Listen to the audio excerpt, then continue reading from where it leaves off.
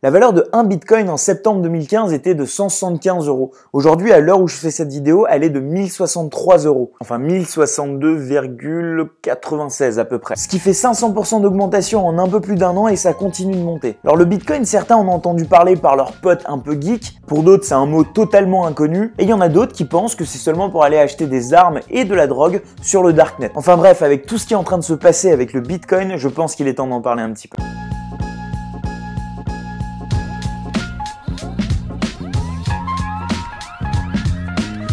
Je m'appelle Shubham Sharma et bienvenue sur Digital Week, la chaîne de la vulgarisation informatique qui vous aide à y voir plus clair sur ce monde technologique qui nous entoure. Alors il est fort probable que la première fois que vous aviez entendu parler du Bitcoin, c'est quand vous avez entendu parler du Darknet. C'est vrai que c'était la monnaie qui était utilisée pour faire des transactions sur cette phase cachée d'Internet. Parce que oui, une des particularités du Bitcoin, c'est de garder l'anonymat des deux utilisateurs entre qui se fait la transaction. Mais ce n'est pas du tout son seul atout et s'il connaît aujourd'hui une croissance aussi extraordinaire, c'est parce qu'il se positionne vraiment comme une monnaie révolutionnaire en résolvant plein de problèmes qu'on a aujourd'hui avec le système monétaire actuel. Mais le problème, c'est que cette monnaie est un peu considérée comme une monnaie de geek ou encore de trafiquant de drogue, et quand on va chercher un petit peu sur internet pour se renseigner, on tombe très vite sur des explications super techniques de blockchain, de systèmes de cryptographie ou encore de réseaux pair à pair, et c'est vrai que c'est un peu décourageant quand c'est des choses qui ne nous parlent pas vraiment. Nous, on va essayer de savoir un peu comment ça fonctionne sans vraiment rentrer dans les détails techniques, avec un angle assez pratique et assez simple.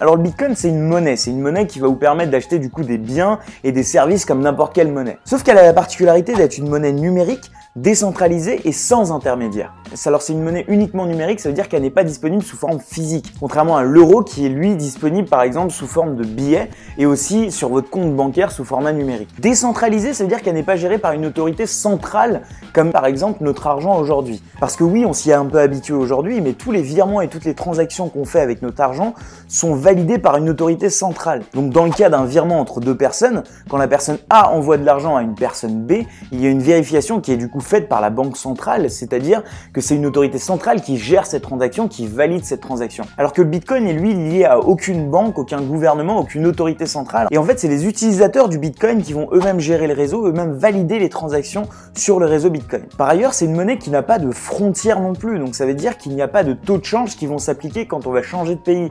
Et du coup, un même Bitcoin aura la même valeur en Inde, en France ou aux États-Unis par exemple. Ce qui fait du Bitcoin en fait la monnaie la plus libérale possible. C'est une monnaie sans intermédiaire, c'est-à-dire qu'il n'y a plus de notion de taxe. Parce que oui, quand vous allez acheter quelque chose à 20 € chez un commerçant par exemple, et que vous utilisez votre carte bancaire, le commerçant lui ne va en fait jamais recevoir la totalité de ces 20 €, il va devoir payer des taxes à des intermédiaires comme Visa ou Mastercard par exemple. Parce que c'est eux qui permettent aux marchands d'accepter ces cartes.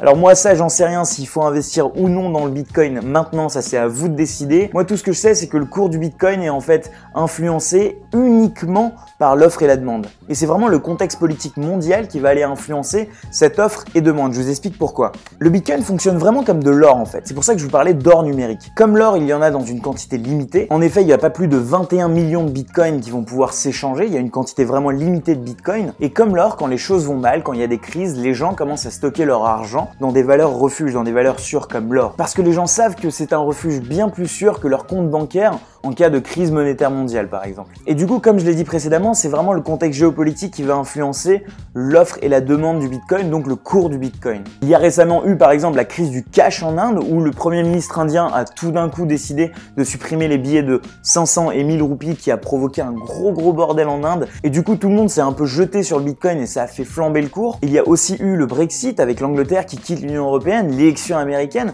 avec l'élection de Trump. Enfin voilà, tout ça, ça a fait grimper le cours du Bitcoin en 2016. Et bien pour cette question, j'ai beaucoup de chance, je suis à Paris en ce moment, du coup je vais rendre visite à mon pote Roman à la maison du Bitcoin dans le 2e arrondissement et il va pouvoir nous donner des infos un peu plus concrètes.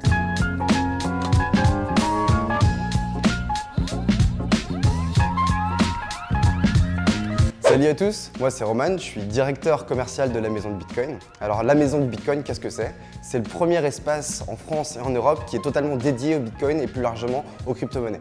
Alors qu'est-ce qu'on peut faire ici? On peut acheter des Bitcoins, on peut suivre des formations en rapport avec le Bitcoin, en rapport avec les crypto-monnaies et vous pouvez aussi venir discuter avec nous si vous avez la moindre question, si vous voulez en apprendre un petit peu plus sur ce genre de technologie. Alors il y a plusieurs façons d'acheter du Bitcoin. La première, on va dire que c'est de se rendre sur un site qui s'appelle Local Bitcoin. Local Bitcoin, c'est un peu le bon coin du Bitcoin où des gens vont se rencontrer comme ça dans la rue, à un café et pouvoir s'échanger des Bitcoins relativement facilement. La deuxième façon, c'est de se rendre chez nous, à la maison de Bitcoin. On a un comptoir de change et c'est très facile d'acquérir vos premiers Bitcoins en payant par carte bleue ou en espèces. Et la troisième façon, qui est peut-être un petit peu plus compliquée, entrons dans les choses sérieuses, c'est de se rendre sur des exchanges, sur des places de change de Bitcoin, où là, vous allez pouvoir faire du trading, placer des ordres d'achat, des ordres de vente. Et là, c'est peut-être un petit peu plus complexe, un petit peu plus compliqué. Alors, la façon de stocker vos Bitcoins va vraiment dépendre du montant que vous possédez. Comme le cash, si vous possédez beaucoup de cash, vous n'allez pas le cacher sous votre matelas, vous allez le mettre dans un coffre-fort. Pour le Bitcoin, c'est exactement pareil. Si vous possédez 50, 100 euros, vous pouvez très bien vous permettre de stocker vos Bitcoins sur des applications dédiées que vous pouvez très facilement télécharger sur l'App Store, sur le Google Play Store ou alors sur Internet, sur votre ordinateur. Maintenant, si vous commencez à posséder quelques Bitcoins, quelques milliers d'euros et que vous ne pouvez pas vous les permettre de les perdre, il vaut mieux passer sur des portefeuilles beaucoup plus sécurisés, comme ce genre de produit, la clé Ledger, qui est l'équivalent d'un coffre-fort pour vos Bitcoins et qui vous permet de conserver vos actifs dans les meilleures conditions de sécurité. On a essayé de créer une synergie dans le quartier, essayer de développer un petit peu cette monnaie à Paris. Donc dans le sentier, vous pouvez commencer à payer des repas avec du Bitcoin, prendre votre café avec du Bitcoin. Et plus récemment, on a mis en place une initiative qui est celle du Bitcoin Boulevard, qui est tout à côté, dans le passage du Grand Cerf. Et on a réussi à décider tous les commerçants à accepter le Bitcoin comme moyen de paiement. Alors ça, c'est vrai pour la partie physique, mais le Bitcoin, ça reste quand même la monnaie d'Internet. Alors de plus en plus de sites commencent à accepter le Bitcoin. On peut compter par exemple Expedia, qui est le grand site de voyage où vous pouvez payer vos tickets d'avion en Bitcoin. On peut parler de showroom privé. On peut parler de Steam, le site de jeux en ligne, mais aussi des commerces en ligne ayant été refusés par les systèmes bancaires classiques, par Mastercard, par Visa, et qui trouvent extrêmement plus simple de commencer à utiliser le Bitcoin comme moyen de recevoir des fonds.